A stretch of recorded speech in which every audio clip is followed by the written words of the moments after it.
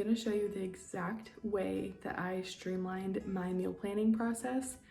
It has saved me time, saved me money, helped me feel more organized. It's helped us waste way less food. The reason I started meal planning was to streamline the way I grocery shop, because I found that I was buying a ton of stuff that we didn't need or forgetting things that we did need, and we ended up running to the grocery store multiple times throughout the week instead of just going all at once, and I feel like we spent way more money. I created a homemaking planner that you can grab on my Etsy shop if you'd like.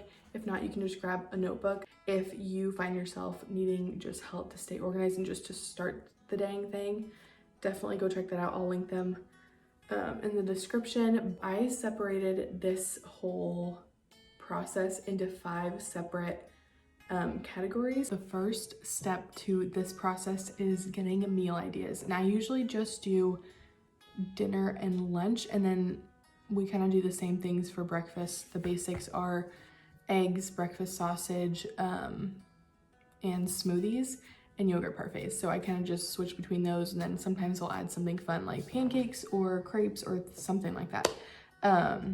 But I just kind of do like a rough list of some recipes I either want to try, I've seen, or I go through my cookbooks to get some inspiration.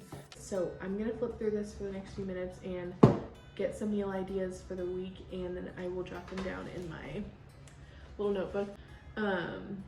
This is where I do my notes if I don't have a printer that's working or printers out of ink, or else I would print out my homemaking housekeeping planner.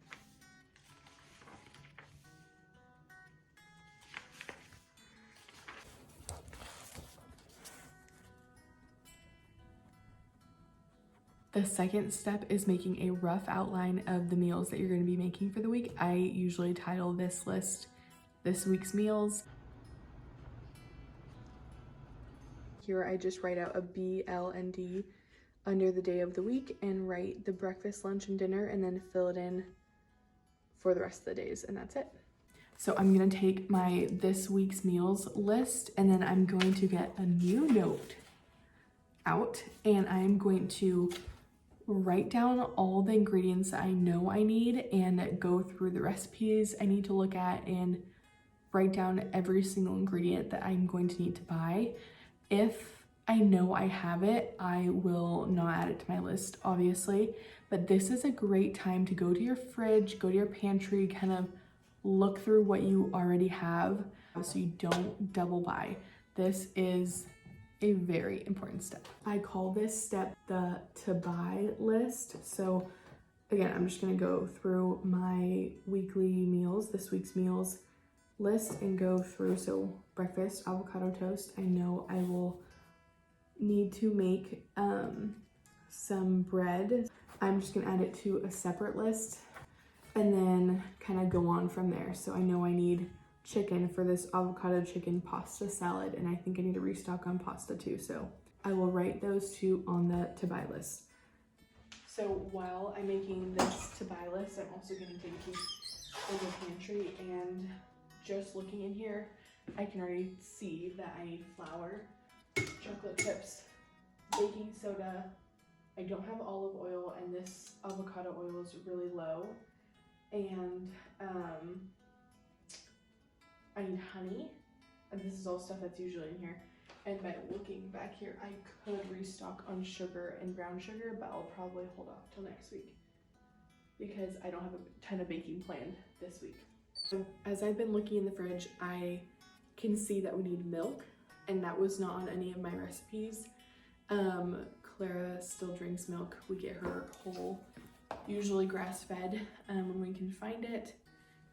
So I'm just gonna add that to the list, and I usually use it for baking as well. And then now that I'm in here, I can see that we have a lot of things that we need to use up, so it's just giving me like mental notes of like veggies I can chop up before they go bad, or leftovers that we can finish before the next week starts, and things like that. Yeah, so I think we're good there. Okay, so today is Friday, I didn't get a chance to go out and grocery shop, so I'm gonna do that tomorrow, late morning, early afternoon. But I also clean the fridge on Fridays, which is another great routine that now I'm gonna officially start my grocery list. So this to buy list is not organized at all. It's just a random kind of chicken scratch list of things that we need to get. So now what I'm gonna do is sort them into categories. And I think I actually have one of my printed out sheets to do this, which is really nice to take to the grocery store. I'll just fold it up, throw it in my purse. This is key to staying organized when you're at the grocery store. So let me go get that paper. Okay, so here's the grocery list paper I use to organize all of my groceries. And then this is actually another great page that I've already talked about. This is my to buy list, but usually I write out this week's meals here. And then as I'm looking at the meals, I just write what I need in the to buy list. And then this is what I use to finalize my grocery list. And that's where I sort, this is where I sort things out from my to buy list. So it kind of just streamlines it. I know it sounds like a lot of work, but it really is just a great practice to meal plan and do it efficiently and properly, I would say. Here's my final grocery list that I'll take with me to the grocery store, and obviously I'll take my pen to cross things off, but now it is nice and neat and not confusing. I know I have checked my to buy list, I've checked my fridge and my pantry, and have planned out and thought out wonderful meals for my family. I'm gonna try inserting a picture of what the final like meal plan paper looks like in the worksheets that I normally use, but I'll show you what I'm gonna do for this week instead, because again, my printer is out of ink. Here is what I'm going to use this week. It's kind of hard to see, but it's just like a weekly overview paper that I found at a local shop. And I'm just gonna use it as my meal planning paper because it looks pretty on my fridge and it has Monday through Saturday and Sunday. I'm just gonna keep on jotting these meals down so I can just glance at my fridge in the mornings and see what I'm cooking for the day, or look at it the night before. Again, I can see how this might not seem like the most efficient use of time for a lot of people, but as a stay-at-home mom and someone who is constantly feeding little children, this has blessed me. It has brought down my stress levels. And I know something like cooking meals might not seem stressful, but if you're in charge of breakfast, lunch, and dinner for every day of the week, it can be a little tiresome and a little uninspiring. So doing this kind of makes it a what's it called? It makes it a moment. And I get to romanticize this whole process and just take some downtime to write down the things that I will be making for my family for the week ahead. And again, it just makes me feel so much better being organized. I feel like a lot of people misunderstand stay-at-home moms and might think that we just sit on our butts all day or have our kids watch TV all day while we're doing whatever we want. But in reality, if we're doing what we're called to do, we're going to keep our hands and our minds busy doing things that are going to serve our family the best that we can. Okay, so here's my new one. This is my weekly overview from this week and my meal plan from this week too. So I'm just going to put it behind my meal plan for this week, and then on Sunday, I'll take that one for this week out, and the new one for next week will be ready to go for Monday.